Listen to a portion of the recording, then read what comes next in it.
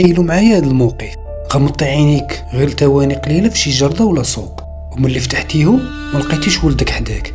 هاد الكابوس ماشي لقطه من فيلم رعب، هادي حقيقه مره كتعيشها مئات العائلات كل نهار في العالم كامل. وحتى المغرب ولينا كنسمعوا قصص اختفاء الدراري الصغار بزاف، حتى ولينا كاملين كنطرحوا اسئله كتحير. فين كيمشيو هاد الدراري؟ شكون هاد الدياب اللي كيتسناو غير الفرصه؟ واش هادي غير حالات معزوله ولا كاينه مافيا ومنظمات سريه؟ اليوم غنهضروا على المسكوت عنه، من قضيه الزهريين اللي عندنا في المغرب حتى النظريه دماء الشباب اللي مرونه العالم كامل. وجدوا راسكم، حقيقه تقدر تكون اكبر مما تخيلوا. المغرب في هاد السنوات الاخيره اهتز على بزاف ديال القصص اللي اثرت فينا وبكاتنا كاملين. شكون فينا ينسى قصه الطفل عدنان في طنجه اللي خلات المغاربه كاملين يطالبوا باقصى العقوبات، ولا قصه الطفله فاطمه الزهراء في القنيطره اللي شفناها في كاميرات المراقبه كيفاش واحد الشخص استدرجها ببرود الدم.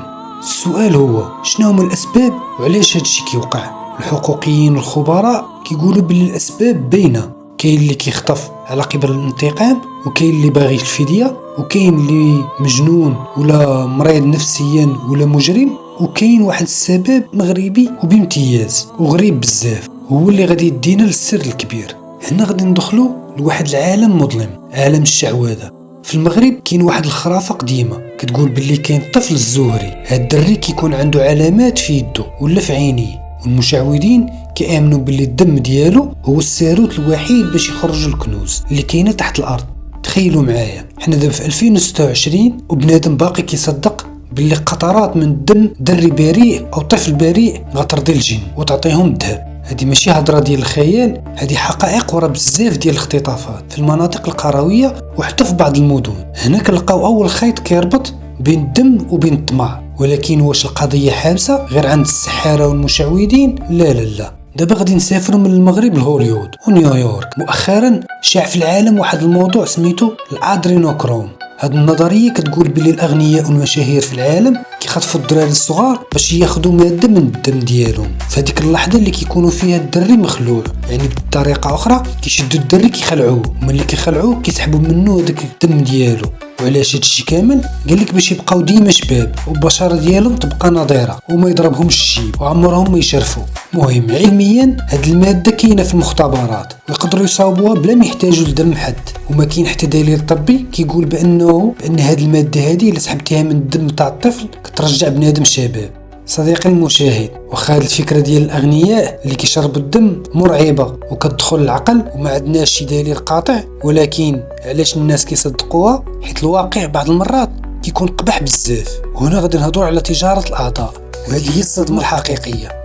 في العالم كامل كاين البلاك ماركت، السوق السوداء، فين كيتباعوا الاعضاء البشريه، وهي تجاره فيها الملايير ديال الدولارات. ملي كنسمعوا باللي شي دري صغير يغبر، الخوف الكبير هو يطيح في يدين هاد المافيات اللي كيشوفوا بنادم غير قطع غيار. كمثال شي واحد لاباس عليه وعنده سرطان في القلب، كيشوفوا ليه شي قلب جديد ومكيهمش الثمن. هاد الناس ما كيقلبوا لا على فديه لا على سحور لا على كنوز، كيقلبوا على الربح السريع بابشع الطرق. هادشي علاش الدراري الصغار كيكونوا ديما هما الضحيه الاولى، حيت ساهل يضحكوا عليهم وساهل يخطفوهم.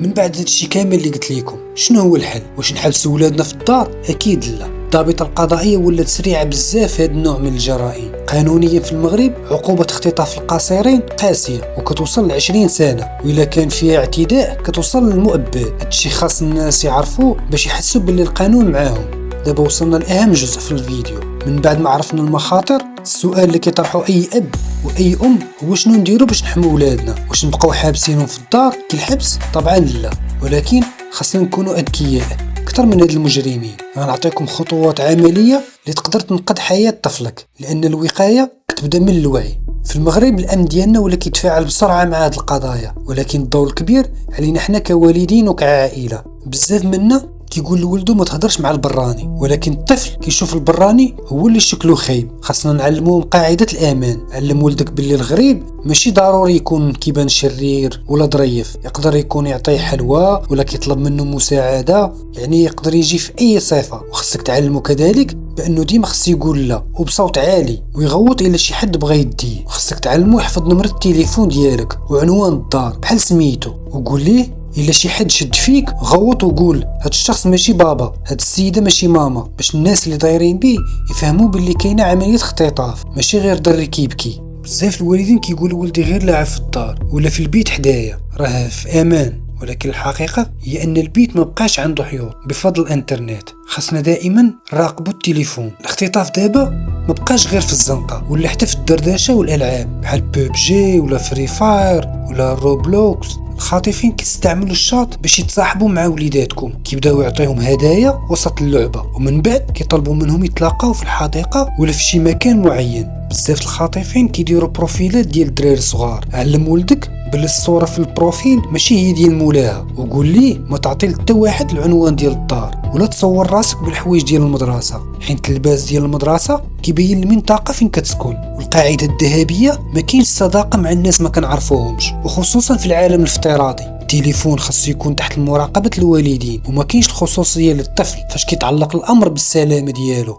خاصنا نكونوا حنا هما الحراس الشخصيين لولادنا. حنا في 2026 التكنولوجيا ولات ساهله ورخيصه، كاينين ساعات ذكيه لي سمارت واتش خاصه بالدراري الصغار، فيها الجي بي اس، تقدر تعرف ولدك فين كاين في كل ثانيه، وتقدر حتى تسمع شنو واقع وشنو داير بيه. وكاينين الايرتاغز صغار كيديروا في المحفظه ولا في الحوايج، وكيعطوك بلاصتو بالضبط الا غبر عليك في شي سوق ولا مكان عامر. وكاينين حتى تطبيقات المراقبه، هاد التطبيقات هادو كيتانستالاو في تليفونك وفي التليفون تاع ولدك، وكيعطيك شحال تاع الوقت تقدر في كل لعبه، وتقدر تقطع عليه الانترنت في اي وقت بغيتي. مثلا وقت النعاس. هنا دابا ندوزو قاعده اللباس الداخلي. خاصك ديما تعلم ولدك بلي البلايص اللي مغطيين بالحوايج الداخليه هي بلايص ديالو بوحدو، وممنوع شي حد يلمسها، واخا يكون قريب واخا يكون من العائله. هاد الثقافه كتحمي الدري من الاستدراج الجنسي، واللي هو اكبر دافع للاختطاف. دير مع ولدك كلمه سر عائليه، مثلا الا صيفط شي حد يجيبو من المدرسه وما عرفوش، يطلب منه كلمه السر، مثلا كسكسو بالخضره ولا البيتزا بلا فروماج. المهم اي كلمه سر تكون غير بينك انت وبينه. الا ما عرفهاش الدري ولدك خاصو يغوض ويهرب. خاصك ديما تصور ولدك باش تكون عندك احدث صوره ليه شنو كان لابس في داك النهار، حيت في لحظه الصدمه العقل كينسى التفاصيل. شحال هادي كانت الحومه كامله عائله واحده، دابا ولينا كنقولوا ما سوقيش. خاصنا نرجعوا لديك اللحظه اللي كانت قبل، مول الحانوت، العساس، الجيران. خاص نكونوا عينينا على ولاد بعضياتنا. كاينين دابا كاميرات المراقبه قدام الديور وحتى قدام الحوانت. هاد الكاميرات ماشي غير باش نحميو ديورنا والسلعه، ولكن باش نحميو حتى ولادنا. وخير مثال قصة الطفلة فاطمة الزهراء في القنيطرة، اللي ما كانش الكاميرا كتكون مشكل كبير، لأن بفضل الكاميرا ديال مول الحانوت قدرنا نعرفوا شنو وقع معاها.